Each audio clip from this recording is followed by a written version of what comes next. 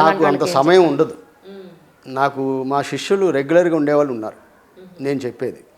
ఎందుకంటే నేను ఒక జాతకం చూడాలంటే నాకు ఒక 6 మాసాలు పడుతుంది, తొందరగా చూడండి. నేను ఇప్పుడు ఈ యూట్యూబ్లో వచ్చే కంప్యూటర్లు ఇవన్నీ చూడండి. నేను యాక్చువల్గా నేనే రాసుకుంటా, నేనే ఆ క్యాలిక్యులేషన్ చేసుకుంటా. ఎందుకంటే మాకు అలా నేర్పించారు, నేను అలాగే నేర్చుకున్నాను.